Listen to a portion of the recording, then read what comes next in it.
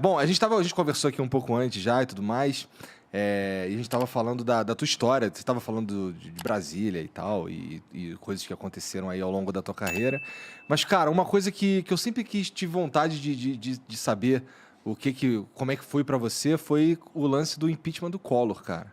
Como é que foi isso daí? Você estava em que momento da tua carreira? Como é que aconteceu isso? Então, eu comecei a trabalhar com 17 anos. Eu faço 58 anos esse ano, então eu trabalho há 40 anos, não como jornalista formado, porque aos 17 anos eu estava entrando na faculdade, mas eu comecei a trabalhar no primeiro ano da faculdade. Então, eu trabalho com comunicação há 40 anos e depois que eu terminei a faculdade, fui trabalhar na Editora Abril. A Editora Abril tinha um programa para jovens, né, para recém-formados, e eu comecei a trabalhar na Veja São Paulo, uma revista regional. Trabalhei lá 11 meses, fui trabalhar na editoria de política da Veja 8 meses, então fui mandado para Recife, onde eu fiquei 1 ano e 5 meses. E lá, Recife cuidava de alguns estados, entre os quais o estado de Alagoas e o estado do Ceará. Também Pernambuco, evidente, Rio Grande do Norte e tal, mas falo desses dois porque no Ceará tinha o Tasso Gereissati, que era uma figura nova, um jovem empresário, 36 anos, um estado que tinha vários coronéis da política, e surge uma liderança, era uma novidade. A outra novidade estava em Alagoas, um governador, Fernando Collor. Me lembro que certa vez, um sujeito absolutamente determinado, é uma coisa assim, impressionante, você marcava, então... vamos fazer o quê? O café da manhã às 7h30. 7h30 estava no hotel da manhã, ou 7h15. Era uma coisa impressionante. Um dia ele falou para mim que ia ser candidato a presidente da República, numa entrevista. Eu disse, mas como assim candidato a presidente da República? Eu duvido que aqui, no estado de Alagoas, conseguisse se dar bem. Eu acho que... Ele era governador já. Eu acho que se sair aqui na rua, o senhor vai ser vaiado. Ele falou, como é que é? Você vaiado, vai ser vaiado. Você vaiado?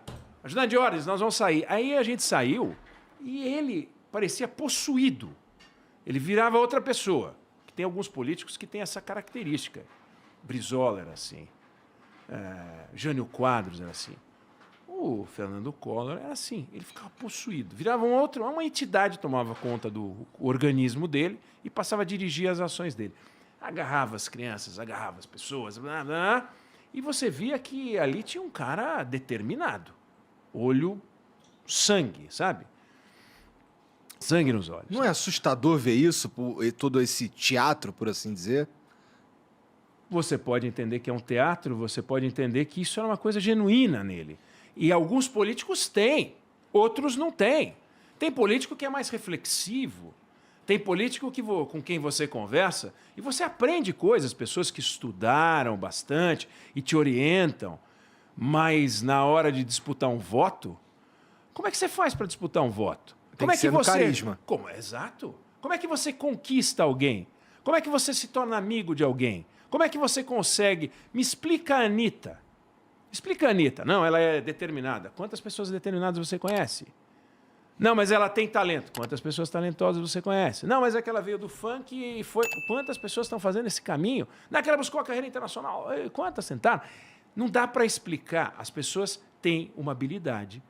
Elas têm um magnetismo, outras não têm. Né? E ele tinha. Foi um candidato impressionante. Aí ele resolve ser candidato a presidente da República, saindo de um estado pequeno como o estado de Alagoas. E naquele momento, eu que estava no Recife, fui para Brasília, para ser o número 2 da sucursal da Veja em Brasília. Mas o cara que ia ser o número 1 era o correspondente da Veja em Paris, que desistiu. Ele preferiu ficar em Paris. E eu fui ficando, e aí fiquei 6 anos, chefei a sucursal da Veja.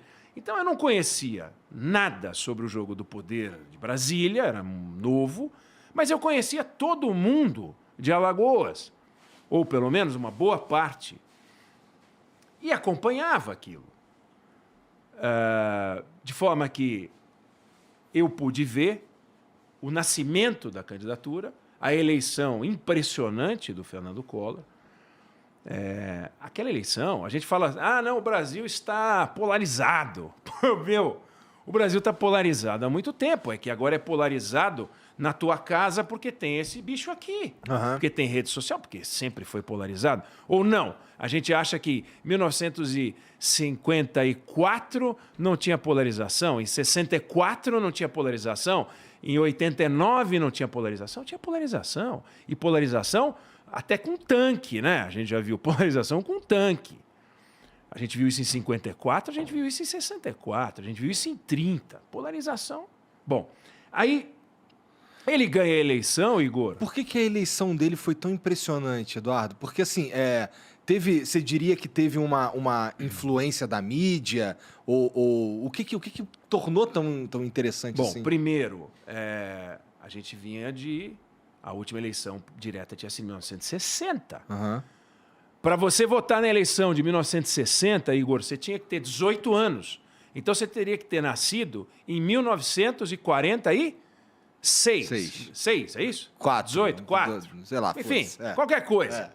42, pô. Não estamos aqui em por isso da 42. matemática. Em 1942. É óbvio, pô. 1942. Tá. Então, só quem tem 80 anos, nós estamos em 2022, só quem tem 80 anos votou numa eleição a mais do que os caras que puderam votar em 89. Então, você tinha um represamento de voto. De repente, você teve a chance de ver um presidente novo, que era o Tancredo Neves. As diretas já tinham fracassado. O movimento das diretas já não deu certo, mas estava aquele calor. Aí vem o Congresso, enfim, vem a eleição do Tancredo, morre o Tancredo. Você diz, bicho. Aham. Aí vem o Sarney. Você fala, bom, e agora? Agora a primeira eleição direta. Aí surge Brizola. Você pega aquele cardápio de candidatos, aqui tem um cardápio de coquetéis, né? Aham. Você pega aquele cardápio de candidatos, Igor. Meu, Mário Covas, Ulisses Guimarães, Brizola, Guilherme Afife Domingos, Collor, Lula.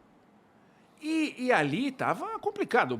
O Lula passou para o segundo turno com 500 mil votos a mais do que o Brizola. E foi para o segundo turno. Tem gente que diz, olha, se o Brizola fosse para o segundo turno, não sei não. Então era um fenômeno, havia um fenômeno. Aí muita gente diz, não, mas a edição que foi feita do debate do Lula com o Collor pela Globo decidiu tudo. Uhum. Não, mas peraí, quem que botou o Collor no segundo turno? A Globo? Não foram os milhões de votos? E quem botou o Lula no segundo turno? A não Globo? Não foram os milhões de votos?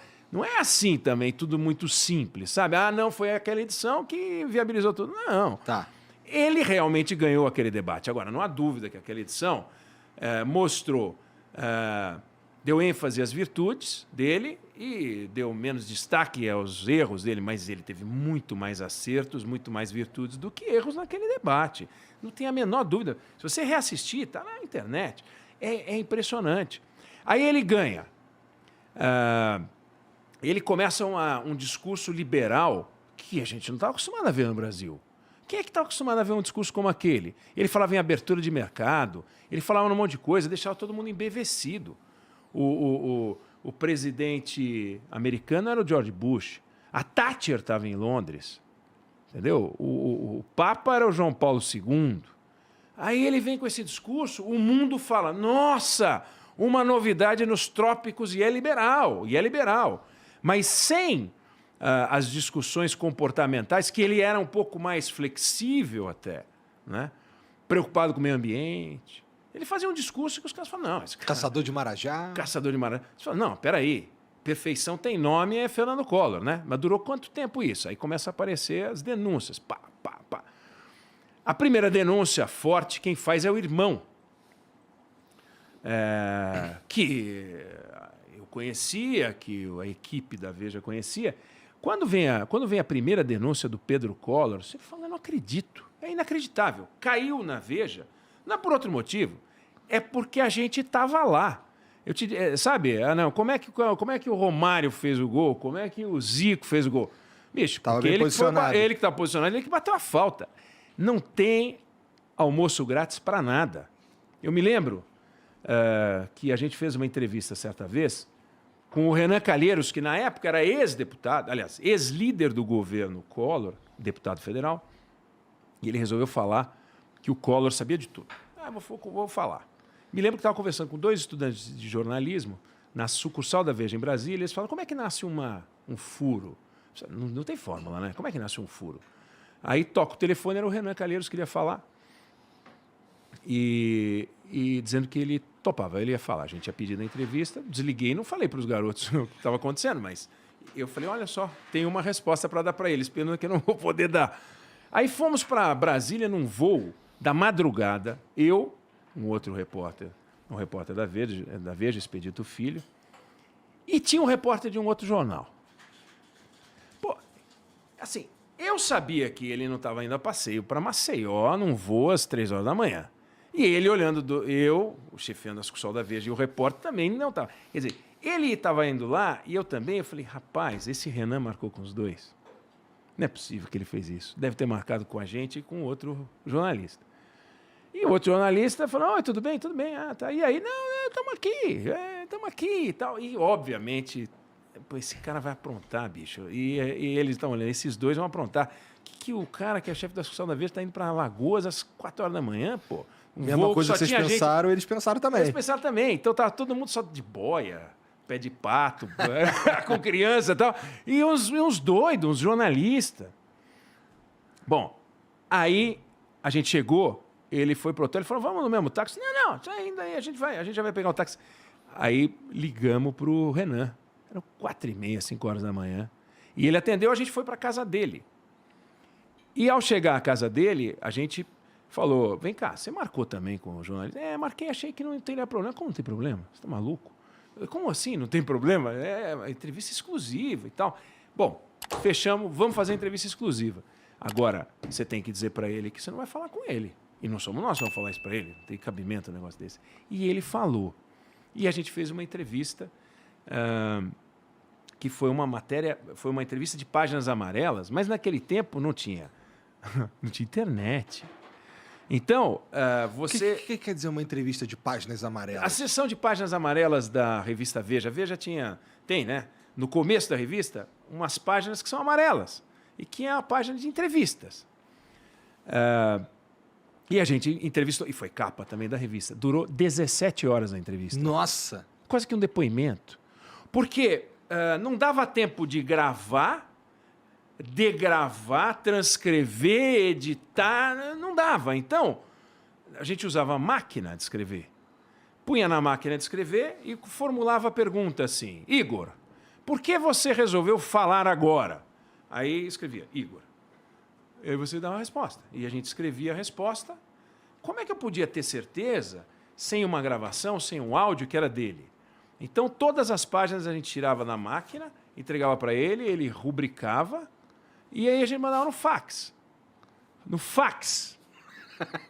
E aí foram chegando as páginas pelo fax. Os caras que estão ouvindo não sabem nem o que é isso. Pelo fax. Sabe o que é fax? Pelo fax, procura aí. É o e-mail das antigas. Só que a galera não sabe nem o que é e-mail também. Não, faz a seguinte, dá uma gugada. Põe aí facsímile, fax. E você vai ver uma máquina bizarra, que você põe um papel aqui, sai o papel lá, igual. Né? Bom, aí você fazia a primeira pergunta, fazia a segunda. Você diz, bom, tem uma outra que eu acho que ia ficar bem no meio das duas. Então eu mandava lauda 1, lauda 2. Aí no meio eu mandava a 1A. Depois, bobeou, você tinha a 1A1. Bom, o fato é que era uma bagunça. Uma bagunça, mas chegou lá organizado. E assim a gente foi construindo um conjunto de reportagens, e foram dezenas de reportagens e uma dúzia de capas. E tudo muito, muito forte, muito pesado. A gente ganhou prêmios por aquilo tudo e tal. E foi fundamental, obviamente, foi criando um caldo de cultura. Agora, o presidente Temer já deu essa declaração várias vezes. Por que ele não caiu, né? Quando teve votação de pedido de investigação contra ele? Não tem rua, não cai. Aí começou a rua. Jovens indo para a rua, jovens que hoje têm a minha idade, mas que foram para a rua. Aí o Collor mandando as pessoas usarem verde e amarelo, e as pessoas saíram de preto, né, contra o Collor. Aí não tinha como segurar. Aí o Congresso Nacional, aí vem aquela hora de votar o impeachment, sabe, entendeu? Aí fica todo mundo bacana, porque o que a rua quer E me lembro dessa declaração. O que a rua quer, esta casa acaba fazendo. E é meio verdade. Se não tem rua, eles fazem o que querem. Mas quando a rua quer uma coisa numa certa direção, não tem jeito. Aconteceu isso com a Dilma também, né? Tem pressão, a coisa complica.